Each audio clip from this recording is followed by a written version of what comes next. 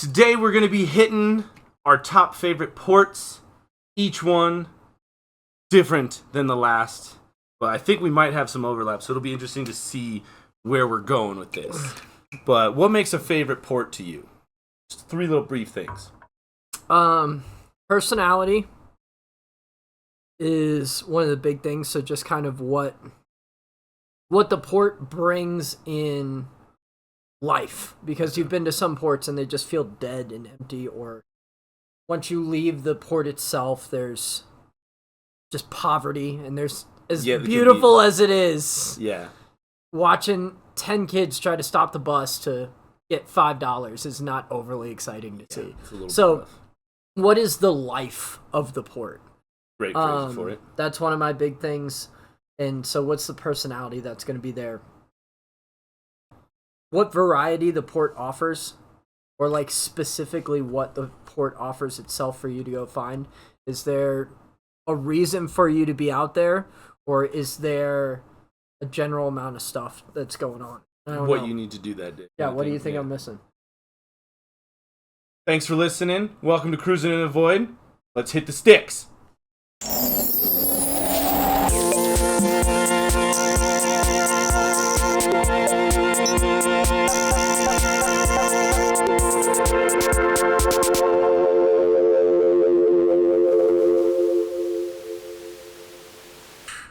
All right, now I need to preface that these top 5 ports, I don't know if I could truly put them in an order of starting. I didn't go with 5. any order either. Yeah, like that, it just can't happen because, it, like you said, with that little summation, it can really depend on the day. Like, I could go to my favorite port, but if I need to go out and get new socks and I know there's none there, I'm not really enjoying it. So I want to preface that these are top 5, no order, going to be going kind of random. Here's a port that I know we went to together. Yeah. Puerto Rico. Puerto Rico is one of my number 1 ports. If you're in... Really? If you're going through the Caribbean, I feel like Puerto Rico, you have to try to make it a stop. Interesting. See? There's not many places that go there, but I love Puerto Rico. I think it's awesome. There are numerous ships that start out of Puerto Rico, and then most of the other ones will stop there. Oasis class, I know, stops there. Radiance class, when they go down there, you will actually start from Puerto Rico and things like that. But you want to talk about a city full of life. There's always stuff going on. There's people playing music in the streets. Everybody's got tapas outside. They're just hanging out, out and about outside. Like, there's not a lot of indoor tucked in areas there. The and then even everything like that, also feels like it's just stuck in the 80s. Like, it's the retro, like the colored walls, everything, like cobblestone streets, the entire city. I'm not gonna lie. That one street with all the umbrellas hanging upside down. Yep. Oh, yep. Man. That one took me a while to actually become fond of, because again, you walk in and it's just like, yo, this is just a city. I don't like this. But then Jared and I took a bunch of just long walks, and you walk the coastline, and there's gorgeous fort. and then you walk to the forts. And gorgeous coastlines. Not coastline you can swim in, very rocky and stuff, but they have beautiful, like almost biking trails, big sidewalks that you can walk all around the islands and check out the forts, and then go into this city. And it's not like a city you're imagining with, Coach stores. It's like you said, those old school, like a tiny little door. It opens up, and then there's this crazy hole in the wall restaurant, frying and cooking the most amazing foods. And yeah, it definitely has that retro vibe of, like, I would say the closest you'd kind of get to Cuba. Also, the home of the original margarita is there in Puerto Rico, which is great. The other thing is everybody speaks English there, which makes it super duper easy.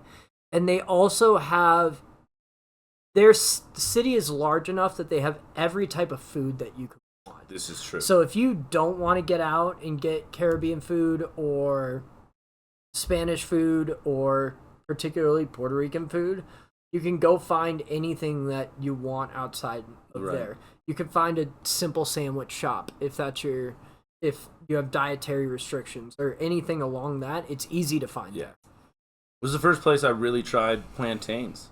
Okay. I didn't know what they were. Did you have fried plantains, or did you have yeah. plantains? Fried plantains. Okay. So we went into just, shorter time off, went into this rooftop bar because it was like our first time there, so we could overlook the city, and it's almost where we got ripped off by that guy. It was the bar. I was like, oh yeah, I know that bar, and you're like, nah, hold the story. But we went up there and we got like a platter and the fried plantains, and they're like, yeah, we literally went in and got these. Tasteless banana. Yeah. Tasteless banana. That's all they are. It's a potato banana. Yeah. A bonado, if you will. Anything else you want tossing on Puerto Rico? Oh, the heckling, not heckling, bartering. What am I looking for? I don't know. Haggling. There we go. We'll get there. So they have tons of stands set up for all the things. And I will tell you, the secret to haggling is not getting the price down, it's getting your quantity up. So if you see a t-shirt you want, for the best example I'm just going to tell you is this is where I got all my sunglasses. I use them for iFly, I use them for the Flow Rider, I use them for going about. You walk out there and you see the, Folkleys and every brand of sunglasses sitting there. You go, hey, how much are those? And they go, $15. And you can sit there and try and argue with them to say, you get it down to $9. Like, fine. But the second you go, how about you give me 3 or 4 for $25, $30? They're like, oh, wow. Like, they see the final number, and they're like, yep. And then you walk away with more stuff. So you can literally be like, give me that, and that for half the price of everything. As long as it's up above like $20, $30, you're getting like all those things. Interesting take. Yeah. And the cigars there, getting them hand rolled. Okay. Definitely interesting in watching the process and getting those. All right. What's one of your favorite ports? I'm going to go with Skagway. Ooh. Skagway, Alaska. The town of Skagway is tiny. It's like a block. There's 2 or 3 restaurants, and they're mainly like bar style. There's a lot of beautifully handcrafted stuff, but it's just, the town's not really there. There's the train. Did you ever take the train? I'd never been to Alaska. Okay, so put that on the list. But yeah. I actually didn't take it because we would rather go on the hikes. But there's a train that goes all through the mountains. It's a couple hours. We've heard amazing things. It was just one of those things where the HR does the cruise way. They do a big cruise sail to get on it, and we just always miss the list. Mm-hmm. But the reason it's my favorite is on the walk into town, you can split off and go up this hiking trail. And it's pretty aggressive, but only like 15-20 minutes of aggressive vertical, and then you're at something called Lower Dewey Lake. And it is just this gorgeous forested area. You're overlooking the entire bay of Skagway. You can see the ship, you can see a couple other small ones docked, and you can hike all around that lake. Then you can even go higher to Upper Dewey, which is, again, that one's way more intensive, but there's another lake up there, and then followed by another extensive hike up to Devil's Punch Bowl. And now you are at the top of the mountains in this valley that the boats so the are active adventurer you're saying. Yeah, so this isn't the hangout on the beach port. This is not the one. Like, this is where we would, just, you're filling up your water bottles, things like that. And then there's, even in Lower Dewey, there's a nice big rock cropping. We did a lot of jumping there. Mm-hmm. When we went up there, especially, it was early in the summer because all the ice melt. The water's crazy cold, so a lot of people weren't going up there. Did some skinny dipping for some funny pictures, like cliff jumping naked up there. Definitely lots of fun. But yeah, that's like the port where we're going. I'm going to go, we're going to take it over to Europe. We're going to France. Ooh. Particularly Marseille. Really? Okay. I like Marseille. The reason for it is French as French gets. Okay. All right? You're going to get the whole culture. There are not a lot of people that speak English there. True. In a cool way. Not in a, like, condescending way. It's just like everybody there, they have very little reason to learn another language because they're in France and nobody is visiting them other than like the cruise ship. Right, yeah. Or people going there are going to be in France. Exactly. And they're speaking. We're the ones stumbling off. They have a great church that's there. You could find any type of French restaurant and wine to any level inside of there because you're getting closer to that French wine country. And then with that as well, they have a couple different museums that all run along the beachside. Okay. And, Do you prefer like architectural kind of things? Do you appreciate those? Oh, totally. Okay. Totally. Because it shows the influence and history of time. Yeah. And also with that, it makes you feel so insignificant when you look at some of those French buildings and you're like, this was built in 1476. And you're like, wait, that was 6 people ago. That there's been a chunk of time between me and these. I love that idea in part of Europe. Okay. And so yes, you're gonna get a lot of French kind of Gothic architecture through that time frame, but it's a super, super cool port. That's one of my favorites. Just because it also like you can take the train into the French hills. Mm-hmm. So there are these the giant mountains. It's not the Alps. There's another one that's kind of by the coast. I can't think of it. But that goes through the sides of the mountains. It's a train that goes through there. It's so fun. What ship did you do? The Anthem. Nice. Okay. So we went there with Symphony. Okay. And takeout trip. So it's like we never had enough time to truly invest into getting deep into there. So we definitely just saw.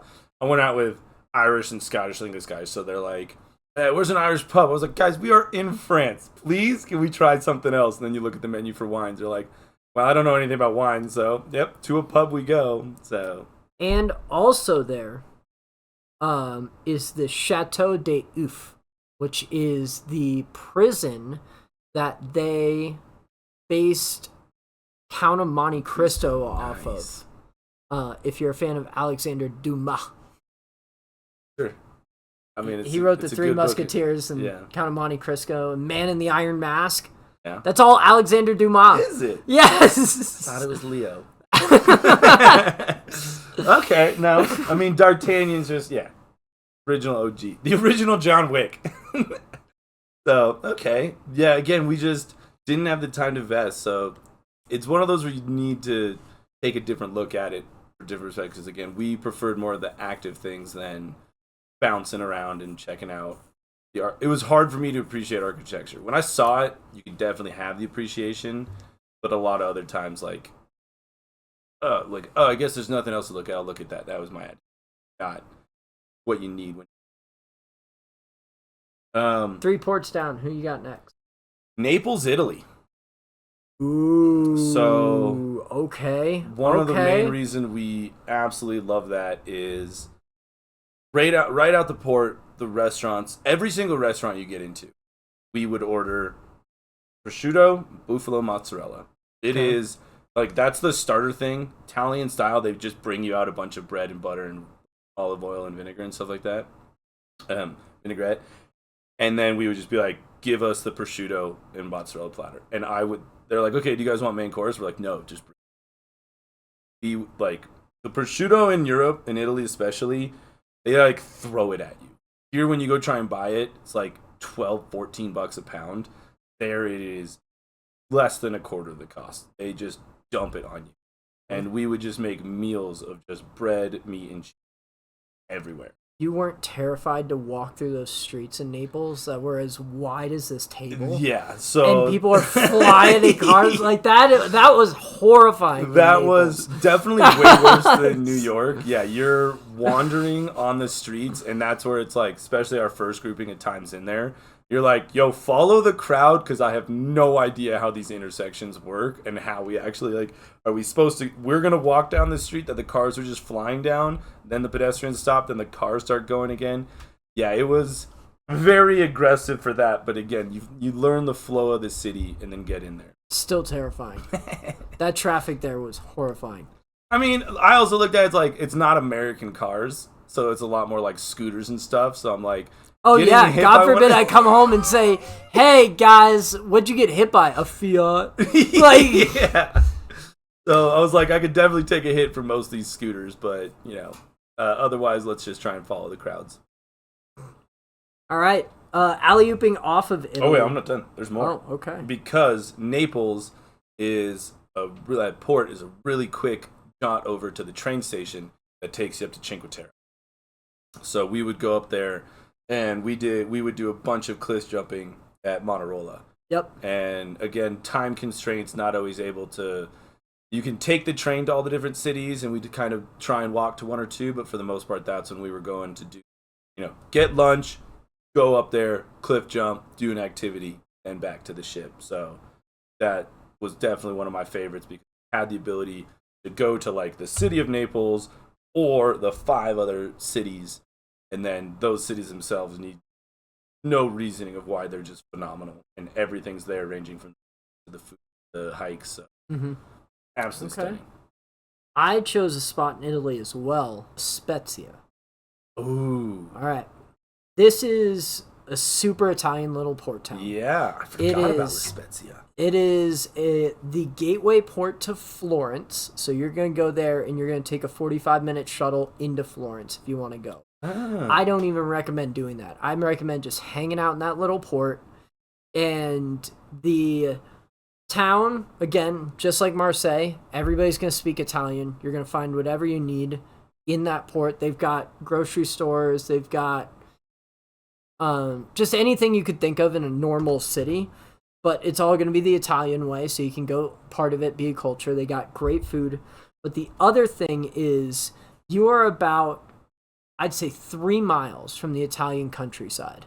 And I mean, like, the scenes from Gladiator, when he's walking and all the wheat fields are just waving and all you could see is this old, cool architecture and impact of Roman grip on the area or territory holds. And it is just stunning. Are you sitting there looking up La Spezia right now? Mm-hmm. It is one of the most stunning ports, and it stays special to me because I took a 15-mile run through there one time, and I loved every second of it. Every second of it. And it was gorgeous and stunning and just Italy. Like beautiful Italy. So, you are not wrong. I am. It is not Naples that we did that. It is La Spezia. To get to it. All right. When you said, like, it's right there, I was, like, looking it up, and I was like, wait a minute. It's a 6-hour train ride from Naples. So, all right. Everything I said about Naples is riding off the back of what he said about La Spezia. Because I was like, is La Spezia. Not riding off the back. That's not what makes both cities great. That's what makes Nagy not paying attention. Well, I also blame Jared because Jared goes Naples, and I was like, it doesn't sound right, but okay. And then, it's... And then as I just started describing it, you're like, that sounds way much more of what I'm looking for. All right, noted. All right, we'll put that down there. Okay, at least we caught it now so that people aren't yelling at us more on it. I love that we had an inadvertent matching city. Okay. All right, I'm going to close mine out with my last one in Europe, and then I'm going to give you 2 in a row. Okay. So my last one in Europe is going to be Bilbao, Spain. Ooh. This is northern Spain. Okay. It is, I like to call it Little Barcelona. Because it's a big, awesome city. But it's not as huge as Barcelona. You're not going to get lost. But it's literally almost all the same stuff. Modern architecture. And again, you can just run into the Spanish countryside because there's nothing on the other side. You can just run through towns, whatever, and get everything that you need. Malls all over the place. It is one of my favorite sports in Spain and in Europe. Sports or ports? Sports. To do sports? To do whatever. Bro, they got Padel. They also got, this is a stop on Red Bull cliff diving, by the way. Is it? Uh-huh. That's where we always focus a lot of our energy, especially in those places. Like, where can we go jumping? We docked at Palma de Mallorca. And there was some crazy cliffs there that we had to watch the locals for a while. But that's awesome. Yeah, I begged Jera for us to do a takeout quantum class. Because they hit the smaller ones versus Oasis class Symphony getting into, like, dude, we murdered Marseille when you bring 7,000 people. So that's awesome, man. Cool. Well, La Spezia was my only other European one, but we'll bounce down to when we were on our quantum class on Ovation doing New Zealand, and it's a little port called Tauranga. Okay. Most famously and sadly, we were there for the big volcano that hit and took lives of crew members. And But that's not what was awesome about it. That was a bummer. But in the port itself, it's this like almost peninsula of a port, and you dock, and like to your left is this nice little mountain molehill, perhaps. Super short little walk, and when you walk to it, you're walking by all the local fishermen. That so all the things that they catch, they bring into the city. That's right. So we would always go in there, walk the beach, do the little hike, which takes like 20-30 minutes at like a very gentle walk. Get to overlook the whole city, walk back down, then we'd get inside. It's embarrassing how much that me and the sports staff bought pitchers of ciders in there, but the fresh fish and the fresh seafood there was absolutely stunning.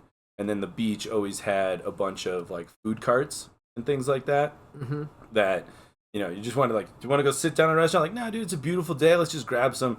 You got literally like a coffee one, an ice cream one, and then local food one right there. Definitely holds a really close place in my heart because that is the port you get the shuttle to get over to Hobbiton. And bombing through Hobbiton was just a lot of fun, getting to go do the tours there and be on where they filmed everything. And they've actually redone it a bunch. Because when you get there, they go, guys, we are prefacing everything that they just filmed scenes here. Everything inside of a Hobbit hole was on a set nowhere near here. Yep. So, like, you get in and you're like, oh, let's open the Hobbit door. And it's like a 6x12 room that, like, the door just opens into. And, like, that it just kind of does nothing. Okay. So Hobbiton was absolutely amazing. The amount of people that bought the one, because they've got so much Lord of the Rings stuff. Everybody comes back. I was like, you guys are dooming all of us. You can't just play around with these.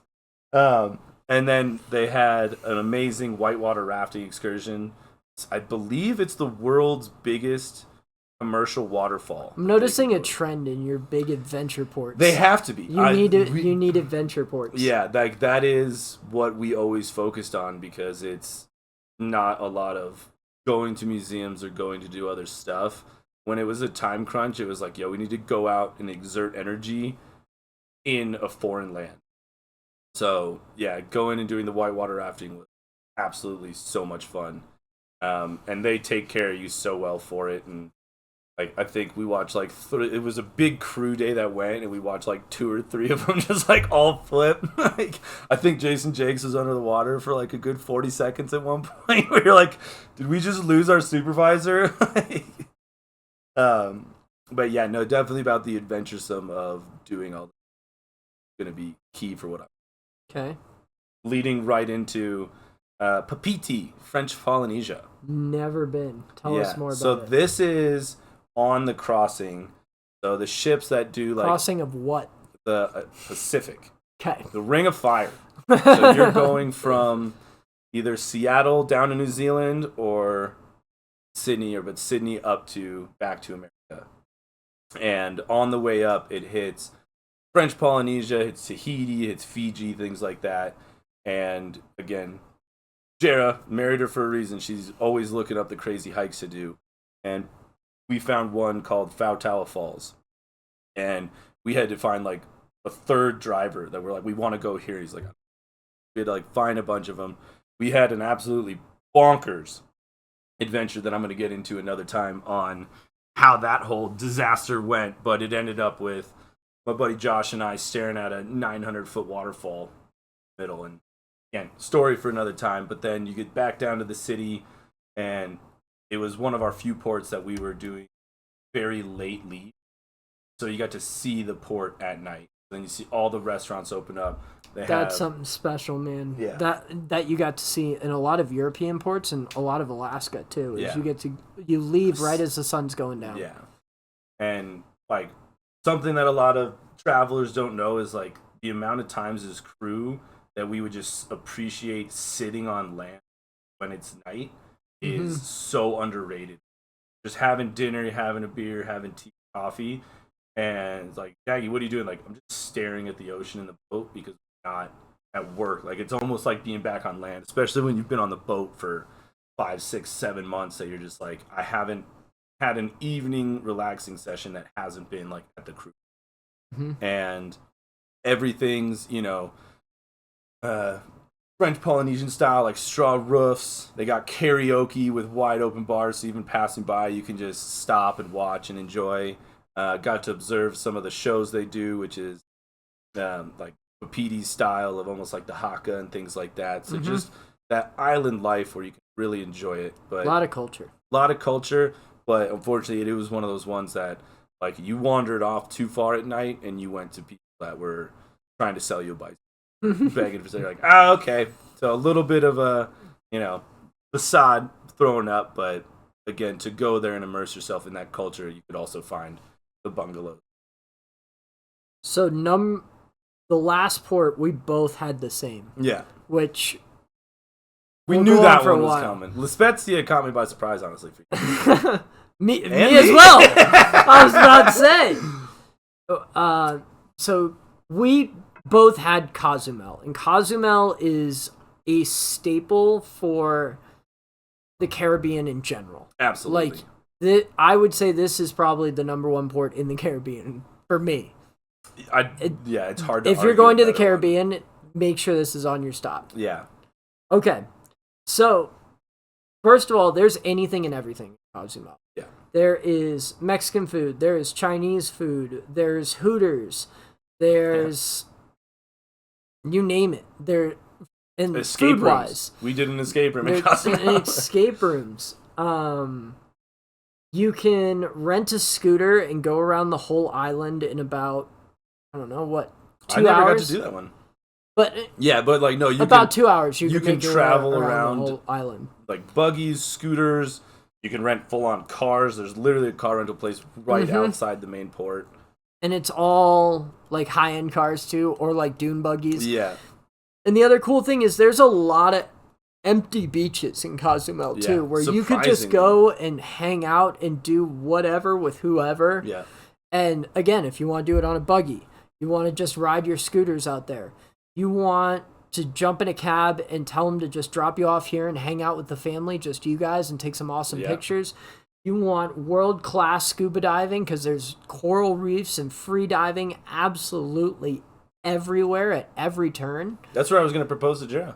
Ooh! Originally, that's where I was going to propose. I was going to take a scooter, and like you said, I asked around. I was like, what's a pretty deserted beach? And the locals, especially the guys you're renting from, will tell you everything. They don't have secrets or anything like that. And they're like, go here. I was going to pack a little lunch, propose to her on the beach, and then I broke my knee. Got kicked off the ship. So, but again, it's because all of that is in Cozumel. We also have bars across everything. There's bars for you guys to hang out with. If you want a quiet bar by the beach, if you want a bar where there's some 4'11" Mexican lady shaking your head in her tits and then giving you a shot out of her mouth while blowing in a whistle at the same time, you can find that as well too. You can always hear Carlos and Charlie's from everywhere. Like you just hear the whistle and you go, "Oh, there's another person spending $20 on like a shot of Kahlua." Yeah, whatever. And just getting his tits rubbed or his face rubbed in some Mexican lady's Sometimes tits. they'd rub his tits. I mean that they did that too while they were rubbing you in his tits. Oh, then you can also do the day resort. There's tons of places that you can do a high-end resort like El Cid that's right there. Pay a little day pass, get in, or a lot of the guys are selling ones. We did one once when we had like 10 people. Yep. And instead of buying 3 cabs, they're like, we'll get a van, bring you there, small cover charge, drinks and beach, snorkeling, all kinds of things. I need to mention Chakanob. Okay. This is a resort. It was like a $12 cab ride. Brings you to this resort, and when we would always dock about there, a 20-minute ride. Yeah, not even. Super close. And we would always get there, so when we dock, the ship time is ahead. So we would get there. By the time you're out, kind of looking at trinkets, grabbing a couple beers, get a cab, you're getting there like right when it's over. So it's super deserted. And then here's the little travel hack. There's like the day pass, which is like $18 US to get in. Then there's like the high pass, which is like 35, and that's where they give you snorkel, goggles, flippers, because they have 3 huge beaches that you can snorkel at. But they also have, I'm not a fan of it, but they have the dolphin encounter. But we never paid to do that. But you can bet your bottom dollar that I grabbed my snorkel gear and I swam straight to it. We swam around to it with one of my buddies, and we swam. And I have pictures of 6 dolphins looking at me on the other side of a net. And then we swim back, and you're looking at fish that are like 4 feet long next to all these pillars and piers. Mm-hmm. But the travel hack is they never tell you about the little package in the middle. And it was $25 US. And you got the entrance, you got a t-shirt, then you got a tequila tour. And that's actually where I learned grew an appreciation for tequila, because you go around and try real tequilas grown and processed and distilled right there. And they have everything from like chocolate little ones you can put in your coffee to full on, 12-year añejo, which are better than fine whiskey. So I gotta always give a huge shout out to Chalk and Knob, and anytime we talk about going there, I'm like, Jared, we're going to Chalk and Knob, right? We're going to Chalk and Knobs. Yeah. There's also, everything there isn't overly expensive either. No. I'd say it's very moderately priced. Fair. I wouldn't say it's cheap, but it's not outrageous. It's a very, I think fair is a good word. Fair is perfect, because if you go to the Hooters, it's going to be pricier. You rent the Jeep to drive around. I can tell you, renting a scooter back in the day, it may be right around these same prices. We could haggle it down to $25 for the day. Nice. And so most of you guys are going to be probably paying $35 to $40. Yeah. If you can't work your magic with these guys, because they'll sell you down. Like I said, quantity. You go 2 people. If it's me and you, even you and I are probably going to pay $30. Yeah. You show up with 10 people. You're like, yo, we're about to do this, but we want it for $30 flat a person. Yeah. There's ways to work around it, but that's the price. I'd say a normal lunch you can expect $15 to $20. Yeah. Drinks are between $5 and $10. Yeah. Oh, I mean, we would always go to different ones. Because again, if you go to an American restaurant, they have a Hard Rock Cafe there. You're going to be paying pretty American prices, so you're used to it. You go 2 blocks over and 1 block down, you might not even be able to speak language. You point at the pictures, you can get every type of taco and sides for $12 US. Mm-hmm.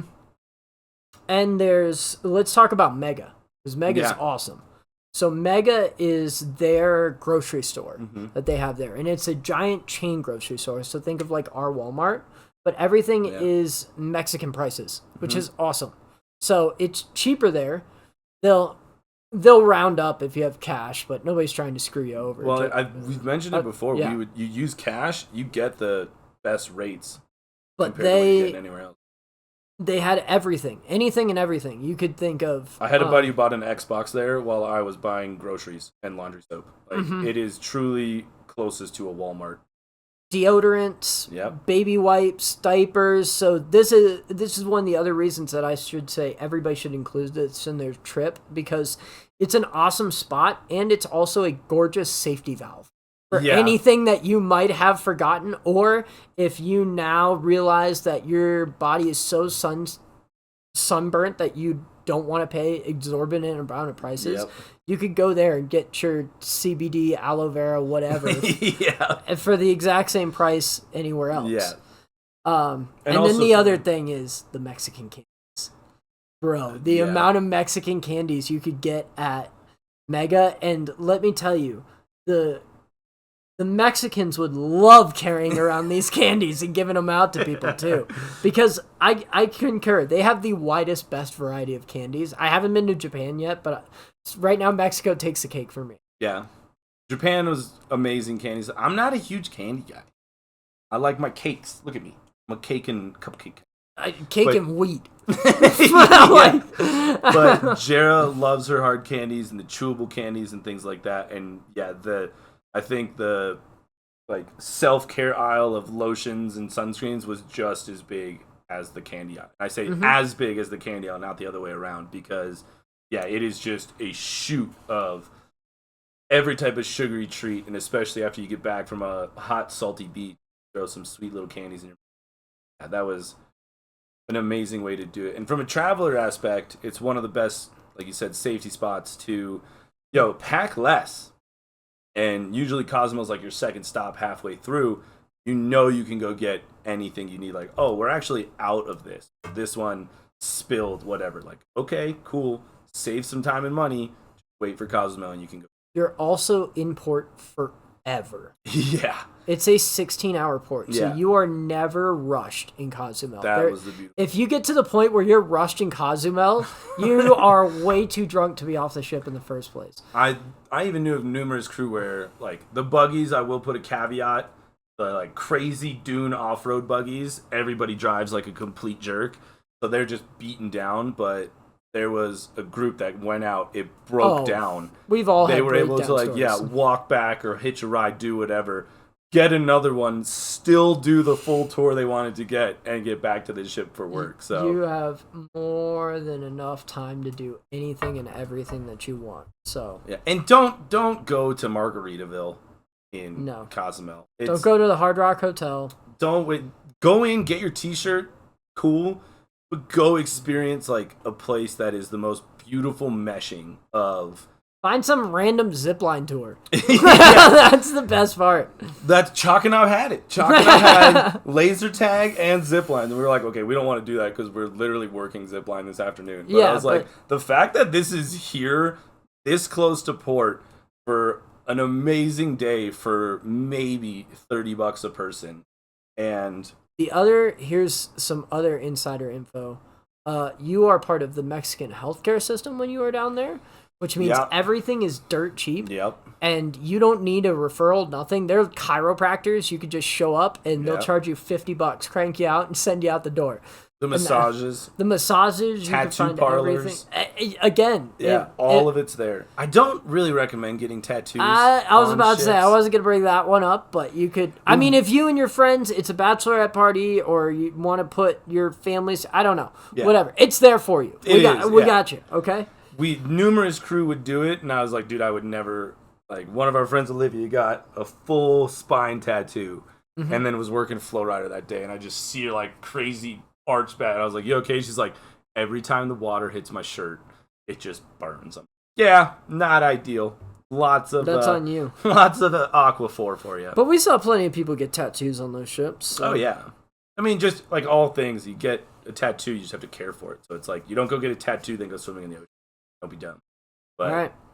Well, that was supposed to be 10, but it was 8 ports from a cruise point of view. If you guys have any ones that you recommend or you want us to review or tell you about, leave us a comment. If you are listening on Spotify, go to YouTube and you can leave us a comment there, or on Instagram on any one of our videos. And constructive criticism. We self-corrected on this one, at least I did. But, we'll always keep responding to the ones you guys are throwing out when we're pointing out the wrong things, like how big the Philippines are. We're not always looking for criticism. Sometimes we're just looking for people to have fun and interact with other people and share their stories. Yeah. You don't have to give us criticism all the time. Or just give it to Nagy, because he seems to apparently want it. I thrive on it. I thrive on conflict. So if you want to tell me I'm doing a good job and you want to enforce Nagy's telling himself he's a horrible at this, but... Crushing it. Otherwise, what do you want to leave the people with? Pick one of those if you are ever... if you're just considering a cruise and you don't know where to start, pick a cruise with one of these ports on you. And you're also going to find great ships that are going there, too. Absolutely. So just pick one of these ports, add it to your itinerary, and see where else they go. Going from there is going to be a beautiful thing. Yeah. And when it comes to ports, it's rule of cool for your first cruise ship. If it looks cool, go for it. Yeah, you're not going to mess that up on. Otherwise, love you guys. See you on the next one. Except for Honduras. You're going to fuck that up real bad. Yeah, that one take with a caveat. Amazing.